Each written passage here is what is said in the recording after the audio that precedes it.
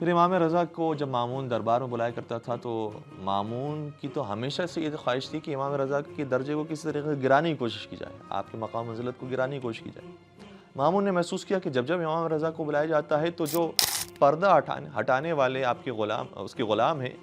वो इमाम का बड़ा एहतराम करते हैं और पर्दा हटाते हैं और इमाम बहुत इज़्ज़त और एहतराम के साथ दाखिल होते हैं। लिहाज़ा उनको हुक्म दिया गया कि अब जब इमाम आए तो पर्दा ना हटाना। लेकिन जब इमाम तशरीफ़ लाए तो उनकी हैबत ऐसी थी और इमाम का जलवा ऐसा था कि जो ग़ुलाम थे वो बर्दाश्त न कर सके और ख़ुद उनके हाथ आगे बढ़े और आपके लिए पर्दा दोबारा से हटाया गया। फिर ताकीद की गई कि ख़बरदार ये काम ना करना और फिर ज़ाहिर धमकी भी दी गई होगी कि अगर ये काम किया तो तुम्हारे साथ ये सलूक किया जाएगा। तो फिर जब इमाम आए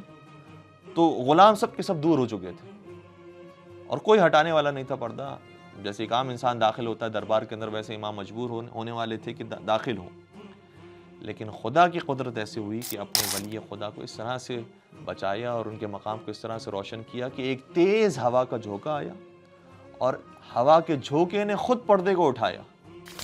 और पर्दे ने खुद उठकर गोया इमाम को सलाम किया और फिर इस शान व शौकत के साथ इमाम दरबार में तशरीफ़ लाए।